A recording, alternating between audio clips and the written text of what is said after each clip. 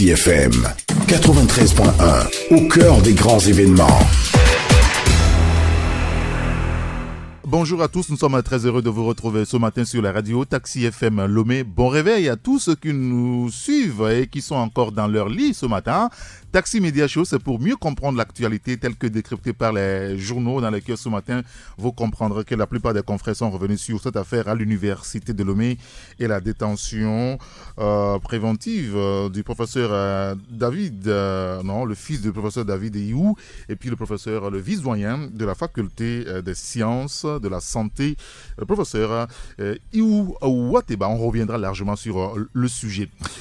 Taxi Media Show aujourd'hui, c'est lundi. Lundi, il est 7h presque, on va dire 8 minutes sur radio Taxi FM. Taxi Media Show, le 7h, Irrigator.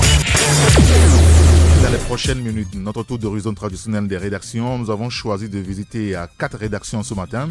Le bi-hebdomadaire Le Libéral, le quotidien Togo Matin, l'hebdomadaire Courrier de la République qui publie son 500e numéro ce matin. On va en parler avec Tchakala Alirou. Et puis le site mediatopnews.com.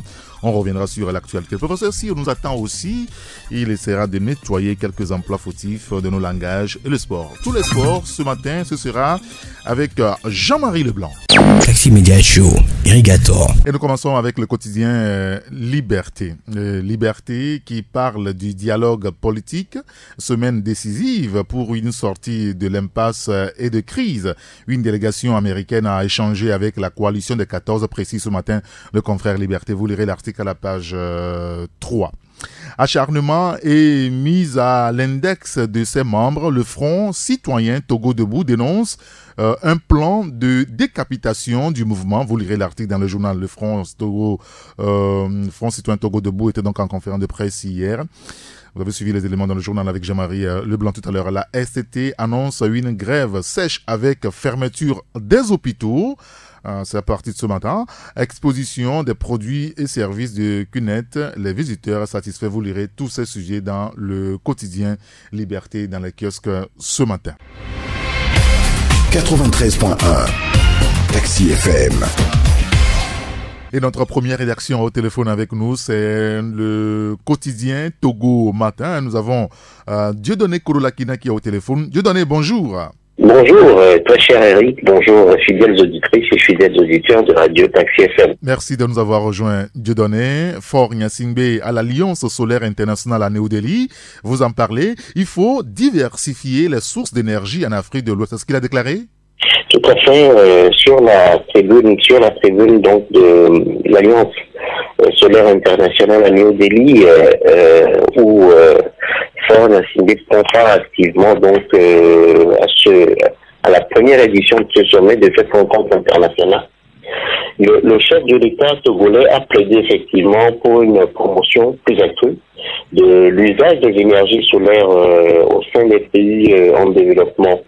Vous savez que ce rendez-vous international permettra de réduire massivement le coût de l'énergie solaire, de répondre donc à la forte demande énergétique dans les pays en développement surtout, et de contribuer à la lutte contre le prolongement climatique. Donc, pour Fort Gnassingbé, la participation à la conférence de New Delhi traduit donc l'orientation de ces politiques pour la diversification des sources d'énergie au profit des populations à la barre. Donc, à l'instar du chef de l'État togolais, il faut l'ajouter aussi, plusieurs autres ont répondu présents à cette conférence en Inde sur la transition énergétique. Vous savez que c'est une question écologique, mais une question à la fois économique et sociale, une question abondamment traitée ces dernières années, donc une question aussi transversale qui touche plusieurs domaines, donc rejoignant ainsi donc l'épineuse question du développement durable aujourd'hui. Et nous espérons que la voix du chef de l'État togolais sera ainsi entendue et que sa participation à ce sommet portera des fruits, bien pour le Togo, mais pour bien des pays de l'Afrique de l'Ouest étant donné qu'il est en tant qu'également le président de la conférence, le président de la conférence des chefs d'État de l'Afrique de l'Ouest. D'accord, très bien. Écoutez, on lira l'article à la page 3 de votre journal et votre éditorial. Cette situation actuelle, je veux dire, au niveau du Kenya, feu éteint entre Kenyatta et Odinga. Oui, effectivement, vous savez que depuis donc le vendredi dernier,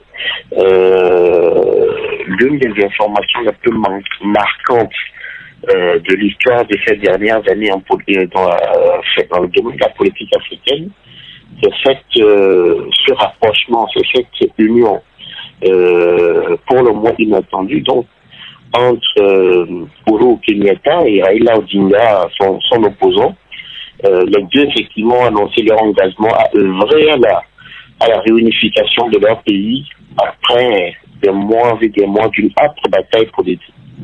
Donc, nous estimons d'ailleurs que même si des prophètes ou évangélistes s'amusaient à prédire cet événement il y a quelques semaines, une très forte majorité de personnes dans l'opinion nationale kenyane ou même dans l'opinion internationale auraient bien eu de la peine à y croire, tellement la réalité ou tellement les rivalités, les atrocités, les violences étaient si très prononcées. Mais c'est aujourd'hui chose faite et de notre côté, nous retenons tout simplement les leçons de ce atout. Nous retenons les leçons de cet atout parce que nous estimons que cet exemple, cette image d'union devrait de thème sur plusieurs situations politiques africaines et donner de l'espoir aux populations et surtout aux jeunes.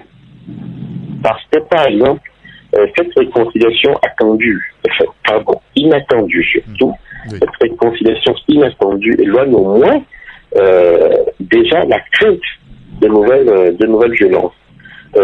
Donc, elle marque par ailleurs la fin d'une bataille électorale de près de plus d'un an. Et de l'espoir d'ailleurs même pour les scrutins à venir.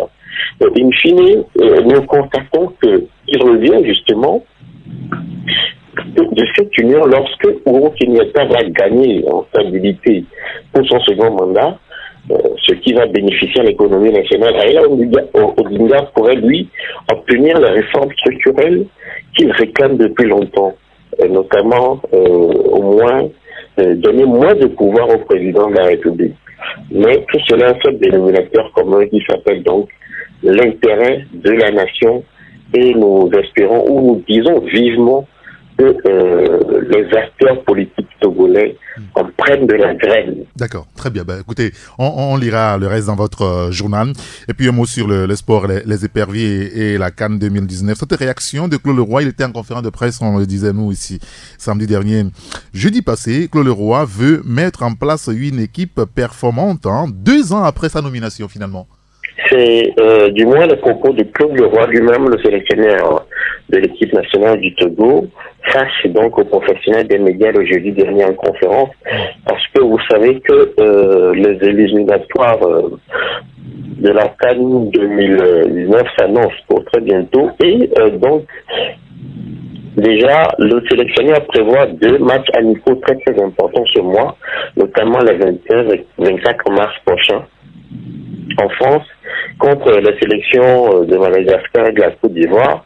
Et l'idée donc du sélectionneur national qui passe 2 ans à la tête de la sélection nationale des éperviers, son idée, ça peut surprendre, son idée, il s'accroche, c'est de pouvoir mettre en place une équipe nationale très performante.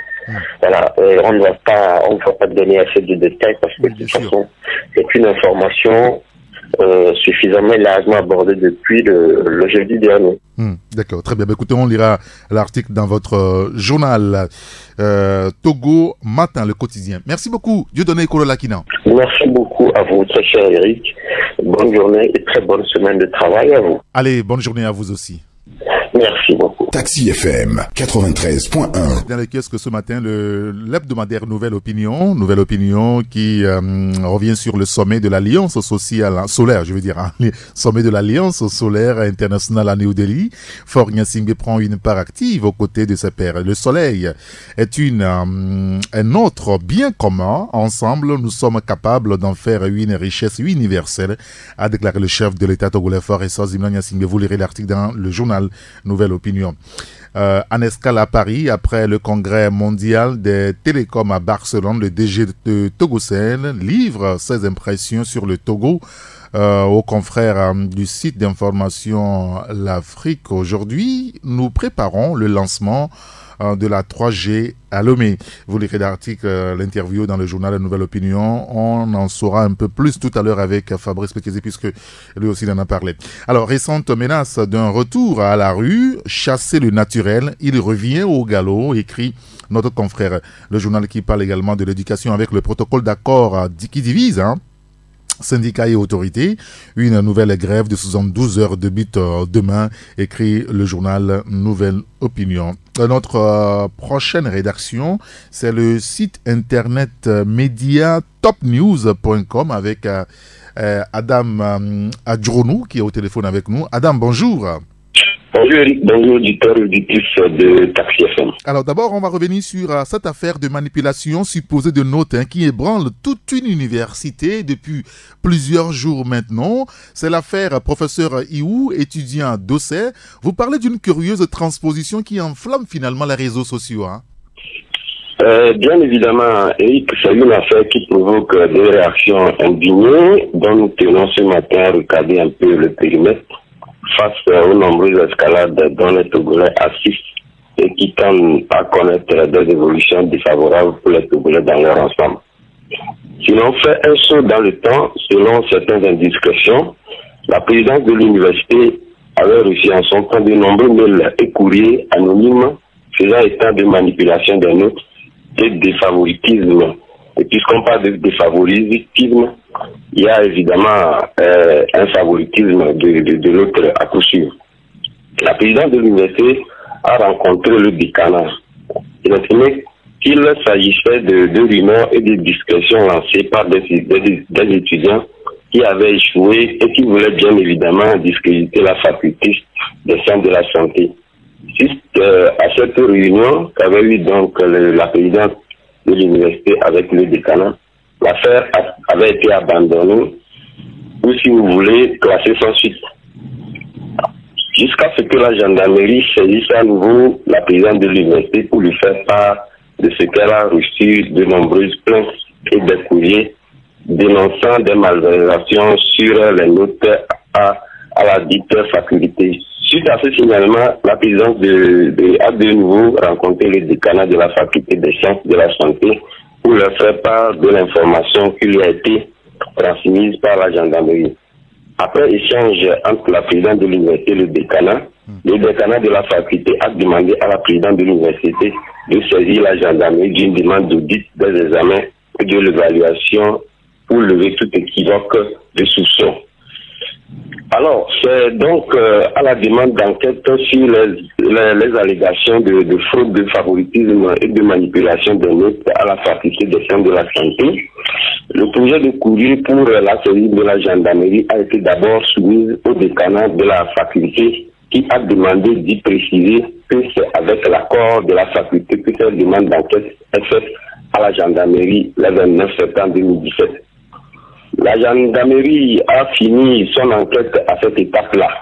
Elle a souhaité à nouveau en janvier 2018 auditionner le premier vice-doyen qu'elle avait déjà rencontré pendant les précédentes investigations à la faculté, ainsi que d'autres personnes, professeurs et étudiants compris, parmi lesquels le fils du professeur Duter et mademoiselle Tamakoui.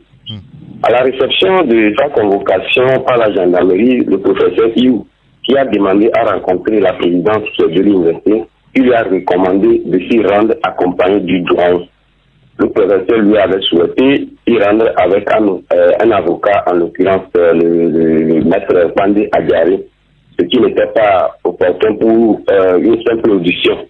De même, le fils du professeur de ce que la gendarmerie a souhaité entendre une précision très importante. Ce n'est pas le professeur de ce que la gendarmerie a convoqué.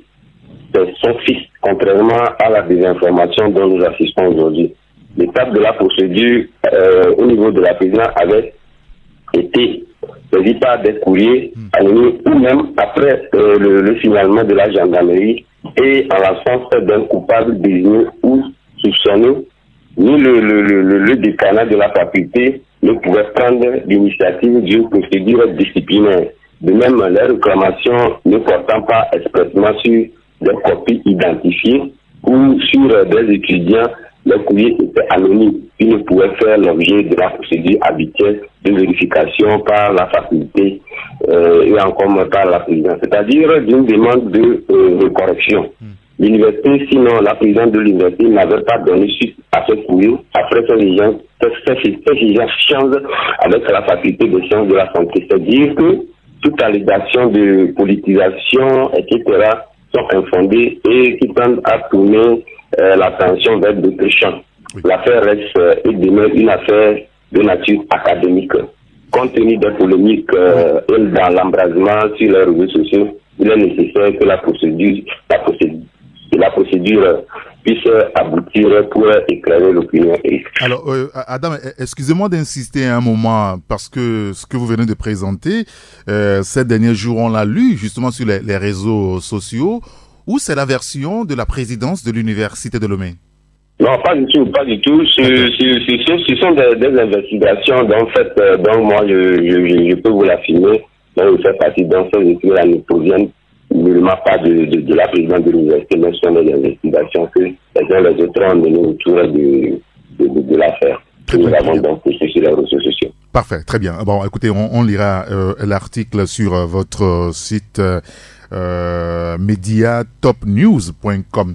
Et puis vous parlez également du ministère de l'Agriculture, hein. Vous évoquez des méthodes de voyous, là aussi, à Gadazi, qui signe le scandale du début d'année, c'est ça? Bien sûr, Eric, comme on peut s'attendre d'une affaire de manipulation de vote à une autre affaire, vous savez, suite à la phase additionnelle du projet PASA, il fut lancé l'appel à candidature pour le recrutement du coordonnateur opérationnel délégué qui devait conduire pour 3 ans les fonds additionnels du projet, à l'issue duquel il était dit qu'il devait prendre fonction en début d'année 2018 normalement. Rappelons que ce projet qui héberge la plus importante solution du nouveau projet Pignazan et qui tient compte des défis de l'heure, notamment ceux liés à l'insuffisance des financements qui pèsent sur l'agriculture togolaise et l'épineuse question de la sécurité alimentaire. Suite au recrutement du coordonnateur, il s'est avéré que le ministre Agad Ali avait un candidat qui devait normalement passer de force ou de gré et donc devait bénéficier des avantages de la sous-commission commune pour la procédure. Cette sous-commission composée du secrétaire général comme président, du conseiller technique comme vice-président, d'un représentant des ressources humaines, d'un représentant également du ministère de l'Excellence et d'un représentant de la fonction publique. Voilà pour le plateau qui devait donc procéder à l'évaluation en 2 étapes. Une première étape consacrée donc à l'étude des dossiers, au cours de laquelle une seconde étape va concerner l'interview avec une précision qu'il fallait donc faire une sommation des résultats, notamment 40% pour les CV et 60% pour l'interview. Après chaque étape, où la commission était assistée par un informaticien qui relevait les notes attribuées à chaque membre, et à la fin, chaque membre pouvait acter les notes des autres membres du collège. À la sommation, il s'est révélé une curieuse manipulation des résultats dont chaque membre avait connaissance préalablement. Lorsque le procès verbal était arrivé chez le conseil technique qui était donc le vice-président du collège, il a refusé de le signer et s'est rendu immédiatement chez le secrétaire général qui se trouvait être la présidente de la commission qui a reconnu qu'il y avait manipulation. Pour favoriser un candidat et même un peu de pondération, outre que ce qui était commis auparavant, notamment les 60% contre les 40%, maintenant à un taux de pondération, notamment de 70% pour l'interview et 30% pour la TV. Il a donc signifié au secrétaire général qu'il était prêt à aller signifier au ministre que le PV qui lui avait été présenté était erroné, notamment qu'il fut pas subtil, il ne voulait pas signer donc le CV. Le ministre lui a signifié lorsqu'il était dans son bureau que lui il assumait. Le monsieur ne voulant pas que le second round du PASA puisse connaître les mêmes sorts que le PADAT ou encore moins le TNT, a donc saisi le TTL. Le TTL, rappelons-le, c'est le chargé de la Banque mondiale pour ce projet-là en Afrique de l'Ouest. Pour le Togo, il se charge du Togo et du Bénin. Le projet qui s'en est donc, le TTL s'en est mêlé à corps et âme et a recommandé que la procédure puisse reprendre avec un nouveau appel à candidature. Mais cet appel à candidature connaît une particularité parce que les règles du jeu étaient claires et donc on a inscrit les 40% et les 60% du taux de sommation. Le conseil technique, avec toutes les questions qui étaient faites à son encontre, avait estimé que de toute la carrière que lui a fait, n'a jamais vu un ministre et encore moins un colonel officier supérieur qui censure les collaborateurs au vol. Voilà un peu pour une question de favoritisme liée donc à des questions de personnes. On va assister encore à une prolongation de la date pour ce projet de PASA qui devait normalement débuter au mois de janvier et donc on a déjà un retard de 4 mois dû à des questions de personnes. Adam, merci beaucoup. Excusez-moi de vous arrêter, merci beaucoup. On a compris l'essentiel. On lira le reste sur votre site mediatopnews.com. Merci beaucoup pour votre disponibilité, Adam Adjourounou. Merci Eric, bonne émission à vous et à plus tard. Allez, bonne journée à vous. Taxi FM, la seule radio d'information continue.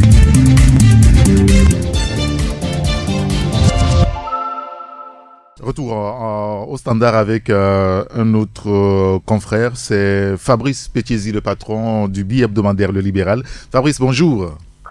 Bonjour Eric et bonjour à tous les auditeurs. Merci de nous avoir rejoint, Fabrice. Vous aussi, hein, vous revenez sur cette affaire sombre à l'université de Lomé, beaucoup plus au niveau de la faculté des sciences de la santé, présumée affaire de manipulation des notes à la fac des sciences de santé. L'enquête se poursuit. Le Front citoyen Togo Debout parle aujourd'hui du règlement de compte. Hein. Oui, bien évidemment, nous sommes partis donc de cette conférence de presse qu'a organisée le mouvement citoyen Togo Debout hier dimanche pour alerter plus ou moins l'opinion par rapport à cette affaire. Et donc, ce mouvement a conclu pratiquement un acharnement politique contre le coordonnateur du mouvement, qui est le professeur David Boucher, qui est éclaboussé plus ou moins par cette affaire. Et donc, nous sommes revenus pratiquement sur les faits par rapport à la conférence et nous avons essayé de faire quelques analyses pour dire que c'est vrai que lorsque vous parcourez tous les éléments, vous avez l'impression qu'il y a quand même quelque chose, puisque aujourd'hui l'opinion semble être divisée un peu sur ce qui se passe au niveau du SRI avec les deux professeurs, notamment le doyen et le vice-doyen de la fac et les étudiants.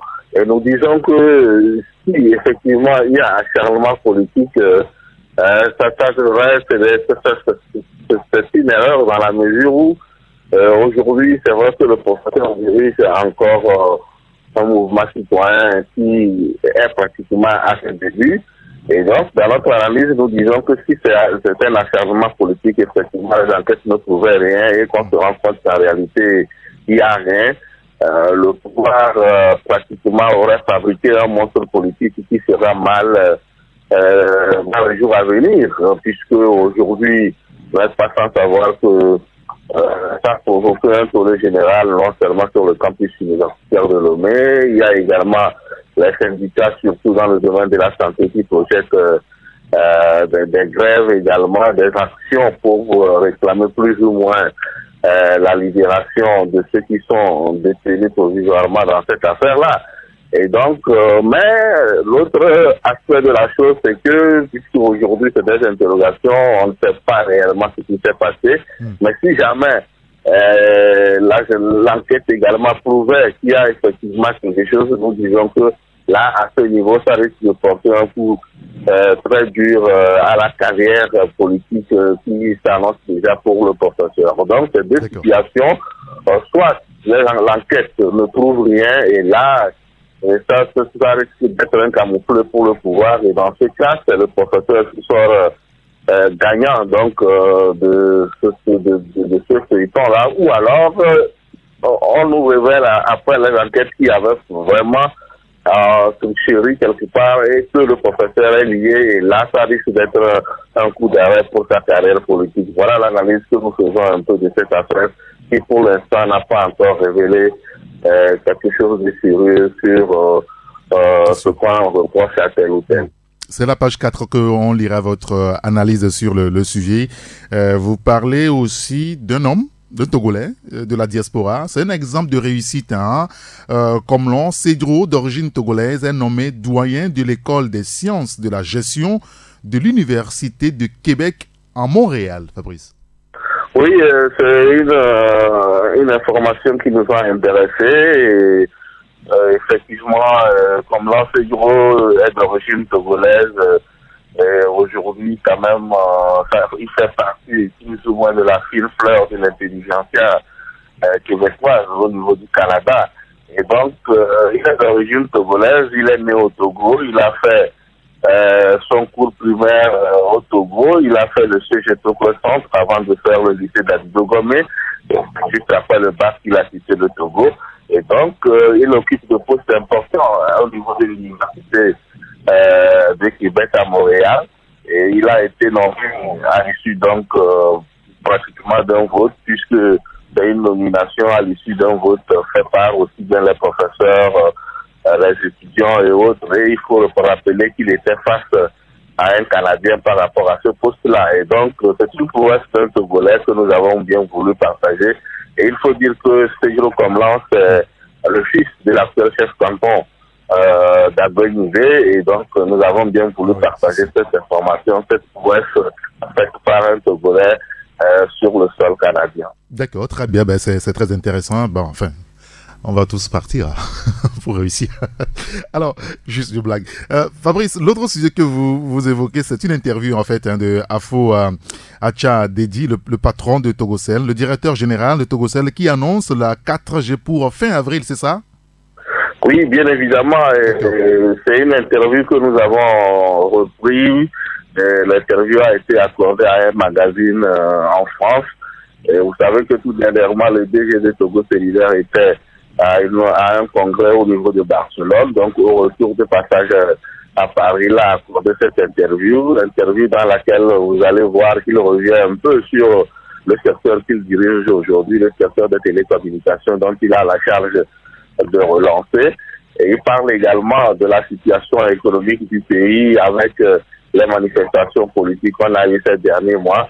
Après, c'est une interview très riche dans laquelle il y a beaucoup de projets d'annonces, notamment celle de la 4G qu'on annonce vers fin du mois avril, et puis bien d'autres rendez-vous très intéressants que le directeur général de Togo Cellulaire, des rendez-vous bien évidemment économiques que le pays va accueillir et que le directeur annonce donc dans cet entretien qu'il a accordé à un magazine au niveau de la France. C'est bien cela. Merci beaucoup Fabrice Pechesi. Merci à toi et merci à tous les auditeurs. Allez, bonne journée à vous. Bonne journée à toi. Car de tout cœur, nous tenons à vous informer. Taxi FM. Journal Le Correcteur qui est aussi dans les kiosques ce matin. Le confrère évoque bien sûr la situation à l'université de Lomé. Politisation à outrance de l'université de Lomé. Le comble, lettre ouverte des étudiants en médecine et pharmacie au professeur Kokoroko. Un extrait, enfin je veux dire un morceau choisi. La démission est une sortie honorable, ont donc écrit les étudiants en médecine et pharmacie au professeur Kokoroko, le président de l'université de Lomé. Tous les hôpitaux publics fermés aujourd'hui. L'ANC qui dénonce les intimidations des deux éminents professeurs. Vous lirez l'article au grand complet donc dans le journal Le Correcteur ce matin. Succession au canton de Tchévier, des entorses à l'origine de la division sur le choix. C'est ce que le confrère nous propose ce matin. Puis Île Maurice, la présidente démissionne pour 16 millions de francs CFA. C'est ce que révèle le confrère, le collecteur ce matin. Et puis, notre dernière rédaction, c'est celle de l'hebdomadaire Courrier de la République. Bonjour, grand citoyen d'État Tchakala, Alérou. Bonjour Saint-Éric et bonjour à toutes les passagères et tous les passagers de notre sympa taxi. Et je profite pour souhaiter un bon début de semaine à toutes et à tous. Merci beaucoup. Tout à l'heure, nous reviendrons sur le 500e numéro de votre journal Courrier de la République dans les kiosques ce matin, justement. Mais on va d'abord parler de la politique. La politique avec le dialogue. La base est faussée. C'est ce que vous écrivez, de la nécessité aujourd'hui de revoir certains paramètres, c'est ça? Absolument, il y a plus qu'une urgence de revoir certains paramètres. Ça agrandirait un peu plus notre pays et ça permettrait aux acteurs politiques de mieux se donner à fond et permettre à ce 27e dialogue d'aboutir dans des conditions plus que acceptables. Vous savez, et quand on se réfère un peu à notre histoire commune, toutes les fois que certains médiateurs qui ont eu à prendre le contrôle de notre crise, en tentant de leur trouver des solutions, ça a toujours fait un grand flop. On se rappelle de Colmar, après Colmar, on se rappelle aussi de Bernard Stasi, qui est venu, au lieu de pouvoir trouver des justes solutions aux problèmes togolais, a joué au touriste avec tous ceux-là qui l'accompagnaient. Et nous semblons encore répéter les mêmes histoires et souvent elles ne promettent pas grand-chose. Si aujourd'hui on ne pense pas trouver les justes portes de sortie, c'est au regard des bases qui ont été comme faussées.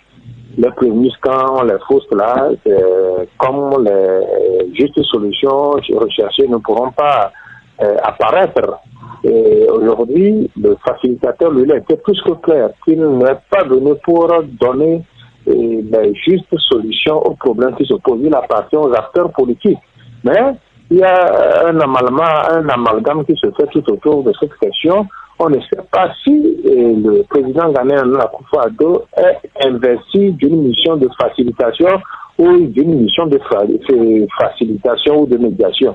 Mais lui, il a été clair. Il a dit que non, lui, il est venu quand même pour aider les Togolais à pouvoir trouver eux-mêmes les solutions à cette lancinante crise. Ça veut dire qu'il s'inscrit dans la dynamique d'un facilitateur.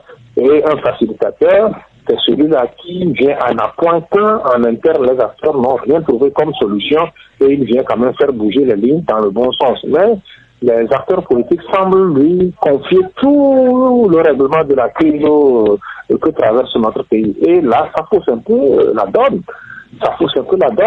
Et il faut aujourd'hui qu'on revoie un peu le règlement intérieur qui, quand même, sous-tend ce dialogue, essayer de créer un mécanisme en interne au Togolais et toutes les parties prenantes au dialogue pourront figurer dans ce mécanisme et en vue de trouver des justes solutions. La dernière fois, il s'est agi de certaines violations et l'opposition, le C14, a menacé de reprendre avec le mouvement de rue.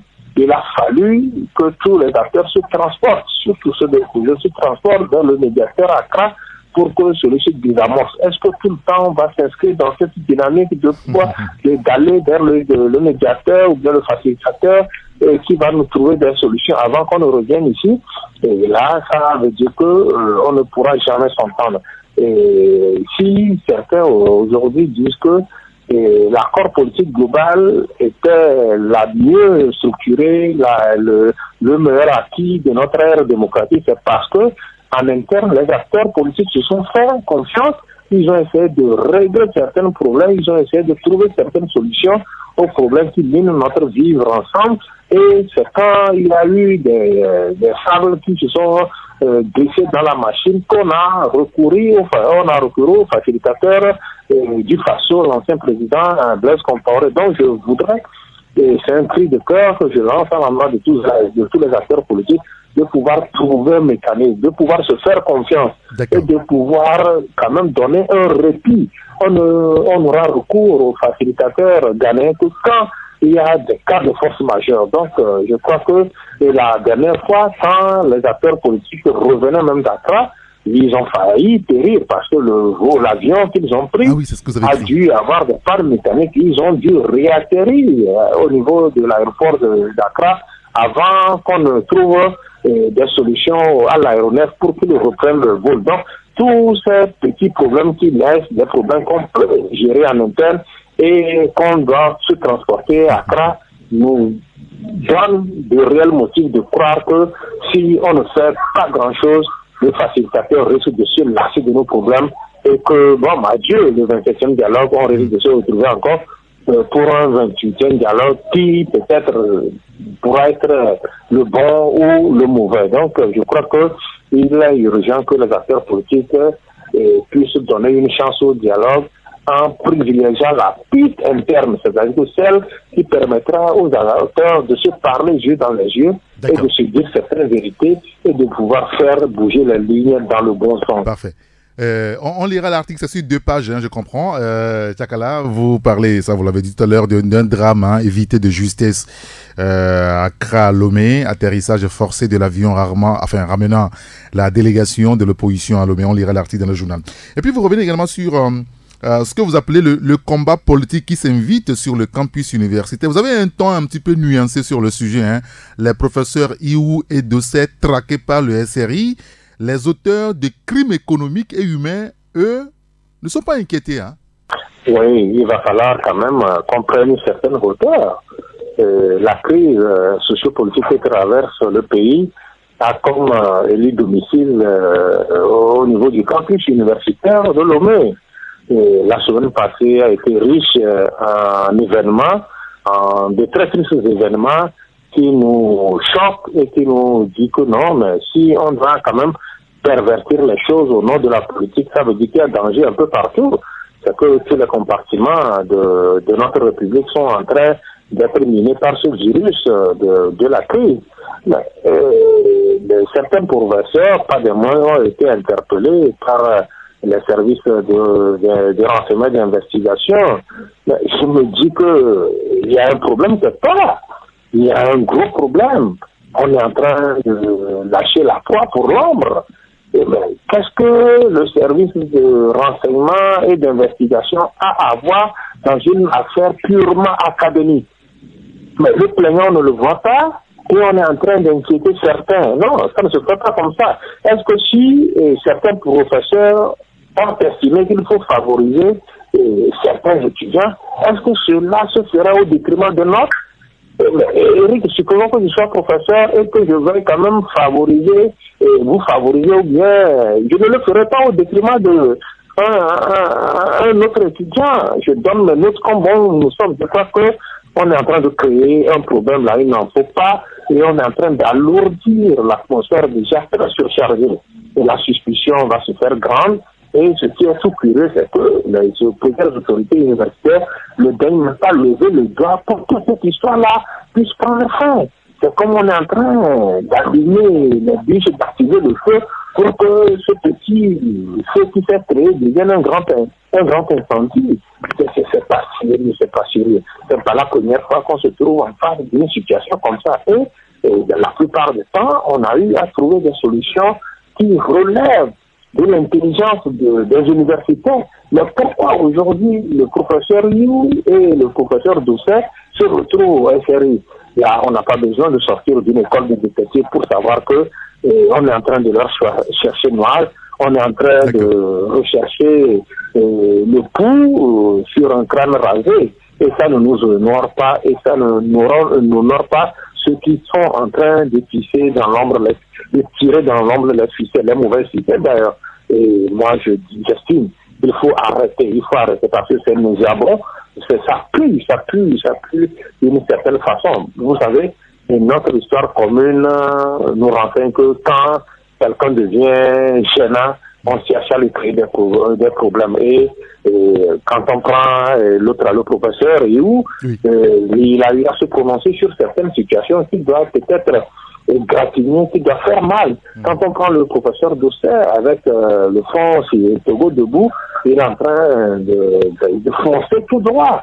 Et cela n'est pas de nature à donner le sourire à certains. Donc, il faut leur créer des situations qui puissent leur mater le moral et saper un peu cette dynamique dans laquelle ils s'inscrivent. Donc, je crois que mieux on arrêterait cette persécution et je crois que le milieu universitaire se porterait encore mieux. Il faut savoir arrêter quand le temps s'y prête encore. Alors, on lira l'article dans le journal, à la page 10. Voilà, c'est dans le journal Courrier de la République, bien sûr. Et puis, je le disais, c'est le 500e numéro de votre journal Courrier de la République dans les kiosques ce matin. Et comme vous le disiez vous-même à travers une interview, nous sommes des bâtisseurs et non une caisse de résonance de quelques groupes d'intérêt que ce soit. Absolument. Nous sommes à notre 500e numéro pour un hebdomadaire. Je crois que on ne peut pas dire qu'on s'inscrit déjà dans la cour des grands, mais je crois que c'est un parcours honorable. Nous sommes à presque 45 parutions tous les ans. Nous avons estimé qu'il faut passer en revue ce que nous avions fait. Parfait. Et vous savez, on nous a toujours collé des procès, des faux procès. On nous a toujours stigmatisés. On a toujours tenté de nous créer une carte de visite qui ne nous ressemble pas. À quel fait, on ne le saurait pas, mais malgré tout cela, nous avons tenu bon. Nous avons raffermi nos marches et aujourd'hui, nous avons droit de nous dire que nous avons mené le bon combat. Nous nous inscrivons dans la dynamique de ces bâtisseurs de la cité parce que nous ne nous adonnerons jamais à aucune compromission qui irait au désavantage de notre pays et de toute la dynamique qui se fait pour hisser le pays au rang de ces nations où la démocratie est une réalité, où le mieux vivre est une réalité, où les citoyens et citoyennes se regardent en frères et sœurs. Mais c'est notre combat quotidien. Mais et certains ont estimé que non, parce que le courrier de la République ne verrait pas la chose comme certains le voudraient. Là, il faudrait qu'on l'écrive tous les amis pour empêcher des choses. Nous n'avons pas de publicité, nous n'avons pas d'annonceurs, nous nous débrouillons avec les maigres moyens. Donc nous avons essayé de passer en revue tout le cheminement depuis que nous avions obtenu le récépissé. Avions fait paraître le tout premier numéro jusqu'à ce jour. Ça n'a pas été une partie de tout plaisir, ça n'a pas été une partie de repos. Nous avons connu toutes les souffrances, nous avons connu aussi des moments de bonheur et de joie. Et nous tenons aujourd'hui à rendre un immense hommage à tous nos lecteurs, à toute notre équipe rédactionnelle, ceux qui ont cru en nous et qui ont accepté de faire du chemin avec nous. 500 numéros pour un hebdomadaire, c'est pas rien. C'est quelque chose qui nous dit que nous tenons le bon bout et que nous mettons le cap pour pouvoir consacrer le 1000e numéro pour ci. C'est vrai, les défis sont immenses et nous sommes en train de nous remettre en cause pour pouvoir lancer une dynamique qui peut-être permettrait à tous ceux-là qui ont porté leur choix sur courrier de pouvoir dire que, tiens, ces gens-là, ils ont profité de leur expérience, ils ont profité de toutes ces nombreuses années qu'ils sont sur le marché pour pouvoir amorcer un nouvel élan qui est porteur de tous les espoirs. Donc, les confrères, les collaborateurs ont essayé de tendre le micro au directeur de la publication, qui sans langue de bois et à cœur ouvert à répondre à toutes les questions à lui poser. Donc, je crois que tous ceux-là qui voudraient nous accompagner pourront quand même se pencher sur cette interview riche pour pouvoir dire que non, ces gens-là ne sont pas venus en aventurer dans la profession, mais qu'ils sont venus pour faire valoir des arguments. Tchakala Aliro, le grand citoyen d'État, toute l'équipe de Taxi Média Show ce matin vous souhaite beaucoup de chance pour la suite. Félicitations. Merci, grand citoyen d'État et Saint-Eric. Et votre précieux soutien ne nous a dit tout à fait défaut et nous comptons encore sur vous pour nous aider à partir le chemin. Il n'y a pas de souci. Allez, bonne journée. Merci. Merci à toi, Saint-Eric, et bon début de semaine, encore une fois, à tous les Togolais et tous les Togolais. Allez, bonne journée à vous, Tchakala. Merci bien. Taxi FM, priorité au direct. Et donc, dans les kiosques, ce lundi, vous avez pas mal de journaux. Vous avez le quotidien Liberté, le quotidien Togo Matin, l'hebdomadaire Nouvelle Opinion, le bi-hebdomadaire Le Correcteur, le bi-hebdomadaire Le Libéral. Vous avez aussi l'hebdomadaire Courrier de la République. Vous pouvez également jeter un coup d'œil sur les sites d'information au Togo, comme mediatopnews.com. Vous avez aussi freepress.com. Vous avez aussi le site de votre radio taxifm.com. Merci à vous tous qui nous recevez. Il est 7h, presque 53 minutes sur la radio Taxi FM Lomé. Taxi FM, la radio géniale dans la capitale togolaise. Bon réveil à l'écoute de Taxi FM. Taxi Média Show, la clause Molière, c'est la chronique du professeur Cyr. La clause Molière, c'est avec notre cher professeur Cyr. Professeur, bonjour. Bonjour, chers grands citoyens d'État, et bonjour à tous les grands citoyens d'État qui nous écoutent. Professeur, nous sommes à vous maintenant. Alors, cette phrase que j'ai lue quelque part, j'ai mon franc-parler. J'ai mon franc-parler. Franc-parler.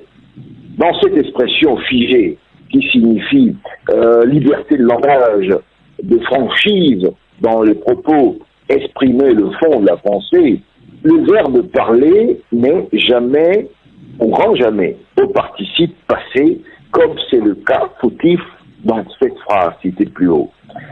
Parce que parler s'écrit P-A-R-L-E-R, et non pas parler P-A-R-L-E, accent aigu, n'est-ce pas? On trouve aussi le substantif franc-parleur, qui est plus rare, c'est-à-dire quelqu'un qui a son franc-parler. Bon. Alors, la deuxième phrase. Quant en ce qui nous concerne, nous n'irons pas aux élections sur la base d'un fichier corrompu qui garantit au pouvoir la victoire en tout état de cause. Quant en ce qui nous concerne, nous n'irons pas aux élections sur la base d'une élection, d'un fichier corrompu qui garantit au pouvoir la victoire en tout état de cause. Bon. Ce qui nous occupe dans cette phrase, c'est l'enchaînement quant en ce qui nous concerne. Je ne sais plus si j'en ai déjà parlé, mais la locution prépositive quant, Q-U-A-N-T, signifie déjà en ce qui concerne, au sujet de. Par conséquent, dire quant en ce qui nous concerne revient à faire un pléonasme vicieux, n'est-ce pas, du plus mauvais effet. Il faut mieux dire soit quant à, soit en ce qui nous concerne ou me concerne. On ne peut pas enchaîner, associer les deux. Cette autre phrase, une délégation du groupe des 14 s'était rendue sur Accra. Une délégation du groupe des 14 s'était rendue sur Accra. Ce qui nous occupe ici, vous l'aurez compris, c'est la préposition sur. N'est-ce pas? Cette préposition ne peut être employée que pour traduire l'idée de position de supériorité, de domination, et ne doit pas être utilisée en lieu et place de la préposition à ou de la préposition en, pour traduire un complément de lieu qui désigne une ville, une région, et plus généralement un lieu où l'on se trouve, où l'on se rend. Donc, ces histoires d'aller sur Accra, d'aller sur Cara ou sur Paris sont à proscrire. On va à Accra, on voyage à Accra. On va à Cara, on voyage à Cara. On voyage à Paris. Mais on ne va pas sur Paris, on ne voyage pas sur Paris. Bon, alors, je voudrais revenir sur la confusion qu'il y a entre les verbes oppresser et opprimer. Parce que tout le long du week-end, j'ai lu ça à plusieurs endroits, pas différents. On entend parfois, on lit parfois, les peuples oppressés. Il convient de savoir que oppresser s'emploie dans la langue de la médecine. C'est un jargon de la langue médicale, n'est-ce pas? Et signifie serrer dans la région de la poitrine de manière à gêner la respiration. Je pense en avoir déjà parlé. Par exemple, la trop grande chaleur l'oppresse. Par extension du sens, oppresser peut aussi signifier accabler, n'est-ce pas? Accabler. Tandis que le verbe opprimer, qui signifie presser, comprimer, mais aussi faire pression sur, accabler, etc., demande pour sujet des personnes, des institutions et évoque l'autorité tyrannique d'un pouvoir, d'un ordre impératif, etc. Bon. Alors, et donc, on se gardera de confondre ces deux verbes, dont seul le verbe opprimer a un participe passé substantivé. Par conséquent, on dit un peuple opprimé et non un peuple oppressé, comme je l'ai lu ici et là ce week-end. On dit un dictateur qui opprime son peuple et non qui l'oppresse, n'est-ce pas? On dit les opprimés et non les oppressés. Opprimé étant le participe passé substantivé que j'évoquais tout à l'heure plus haut. Alors j'en viens maintenant à la revue de presse. Dans Nouvelle Opinion, sommet de l'Alliance solaire internationale à New Delhi. 2 points. Fornia Sindé prend une part active aux côtés de ses pairs. Le complément du sujet étant annoncé, à savoir sommet de l'Alliance solaire internationale à New Delhi, on dira donc, pour respecter la règle, ceci. Fornia Sindé, il prend une part active aux côtés de ses pairs. Il prend une part active aux côtés de ses pairs. Voilà, j'en ai terminé pour la revue de presse. Il y a eu une interview du directeur général de Togocel dans le Libéral. Oui. Faute de temps, je ne l'ai pas encore lu, mais j'y reviendrai probablement mercredi dans la chronique. D'accord, très bien, c'est noté, professeur. Merci quand même pour votre disponibilité. Je vous en prie, bon début de semaine à tous les grands citoyens d'État de ce pays. Allez, bonne journée à vous, professeur. Merci, au revoir. À bientôt. À bientôt. Taxi Média Show, la chronique des sports. Sport, ce matin, c'est avec Jean-Marie Leblanc. Jean-Marie, bonjour. Eric, bonjour, messieurs, dames. Salut.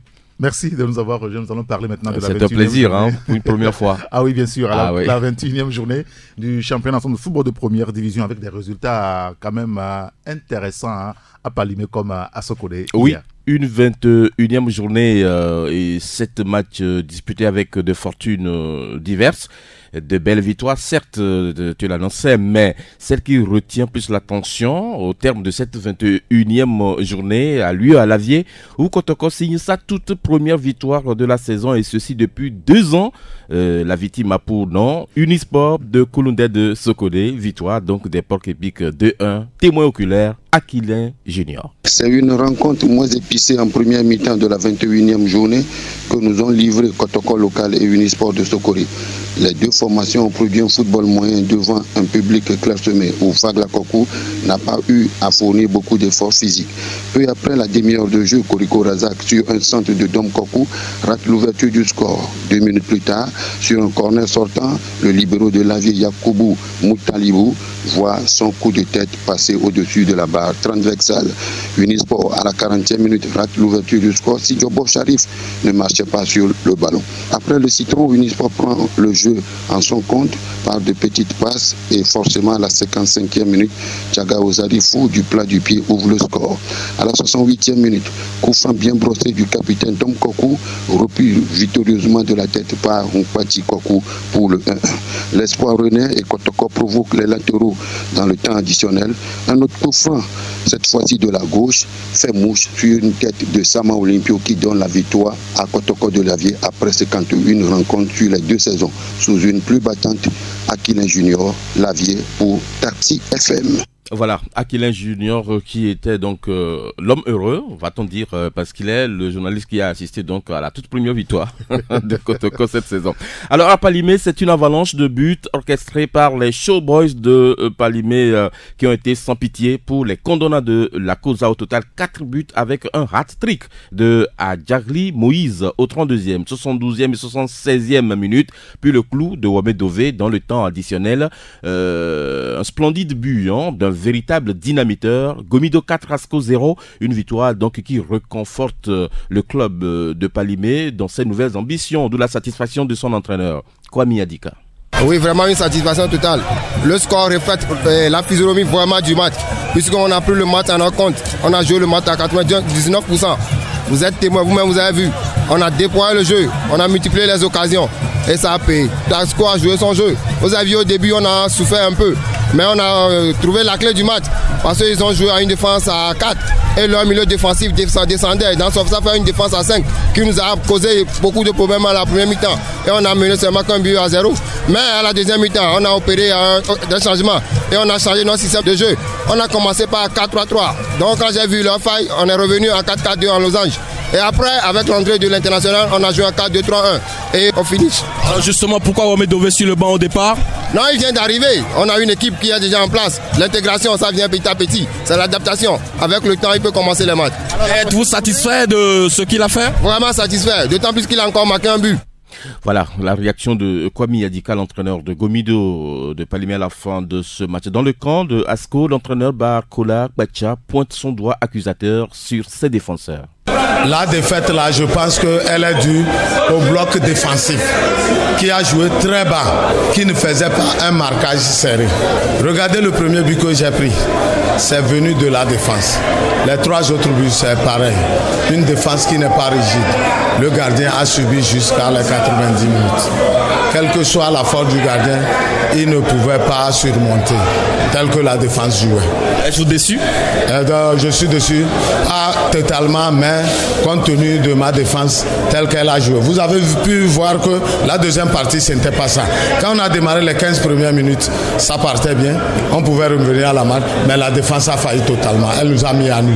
Alors, comment comptez-vous remédier à cela? Non, il faut retourner à la base et voir qu'est-ce qu'il faut faire pour changer les pions au niveau de la défense.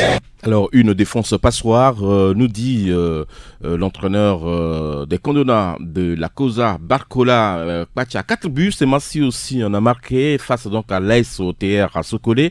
Achamba Koroki épingle Espoir de Zio 1-0.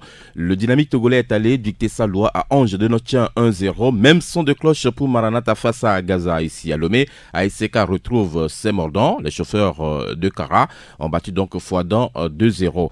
Au terme donc de cette 21e journée, Koroki est toujours leader avec 44 points plus 14, Gomido deuxième 43 points plus 20, Semassi termine sur la 3e marche du podium avec 39 points plus 15, Dito 4e 38 points plus 13, 5e AS Togo Port avec 2 matchs en retard, 34 points plus 8, 6e AS OTR 33 points plus 6, 7e ASK 29 points plus 5, Bikinti a un match en retard à 8e avec 27 points plus 4, 9e Maranatha 26 points plus 1, 10e Ange 25 points moins 9, Asco est 11e avec 22 points moins 8, Agaza 12e 20 points moins 9. Le premier relégable Unisport de Sokode, 18 points moins 9, Fouadan 14e, 17 points moins 10, Espoir des Yeux qui a un match en retard et 15e avec 16 points moins 13 et puis 16e Kotoko de Lavier, 7 points cette fois-ci avec goal différentiel moins 27. Bon, je pense que l'appétit commence par venir. Hein. Bon, au niveau des porcs épiques. On est vers la fin de la saison. Les porcs épiques retrouvent leur piquant. On va parler maintenant de la 2e division, puisqu'on jouait la 14e journée ce week-end. Justement, la D2 aussi était à l'honneur avec donc les affiches de la 14e journée dans la zone sud. 1-1 entre entre l'Étoile filante et Okiti, 0-0. C'est le score qui a sanctionné le match. Asfosa Borlesou, Entente de Épingle Ifodje 1-0. Hirondelle de Couvé-Courbe les Chines devant Abou Ossé qui gagne 3-0. Victoire aussi de la SNPT 2-1 sur Arabia. Et donc dans la zone sud, étant donné que c'est une équipe qui va monter en première division, et pour le moment c'est l'Entente 2 qui est leader avec 27 points. Dans la zone nord, Sarah est allé battre Trigue Noir 5-C 2-0. Tchaoudjou Athletic Club et Agoua ont aussi goûté aux délices de la victoire après donc cette 14e journée en battant respectivement Doumbé 2-1 et puis Fukpa 1-0. Esbina s'impose à domicile 2-0 face à Kakadl et match nul 1-1 entre Odalou et As Dankmen. Dans la zone nord, c'est Sarah Sport avec un match en retard encore qui est leader avec 24 points plus 10 mais talonné de près par Odalou. Odalou qui a aussi 24 points mais un goal différentiel plus 7. Très bien. Et on va parler maintenant du football féminin avec les préparatifs des clubs en vue de la reprise des compétitions. Justement, après donc la D1 et la D2, la Fédération togolaise de football organise un de ces quatre, le championnat de foot féminin saison 2017-2018 et les équipes engagées affûtent sans relâche leurs armes pour donc démarrer cette compétition. Alors on dit tout simplement félicitations à la FTF et bonne chance à nos sœurs. Merci beaucoup Jean-Marie Leblanc pour la page complète donc de sport sur Radio Taxi FM. Et ça met fin donc à Taxi Média Show de ce lundi. Aujourd'hui, 12 mars 2018. Merci à vous de nous avoir suivis. Dia Prosper a assuré la coordination technique. Juste après, nous vous retrouverez Emmanuel Afanyangwe pour la suite et la fin de la matinale. Manu Réveil. Et puis 9h. Le bulletin d'information, c'est toujours avec Jean-Marie Leblanc. Et puis à 9h10, Joël Roniglo pour le journal ANV. Moi, je vous retrouve un peu plus tard à 11h. Taxi FM, toujours premier sur l'info.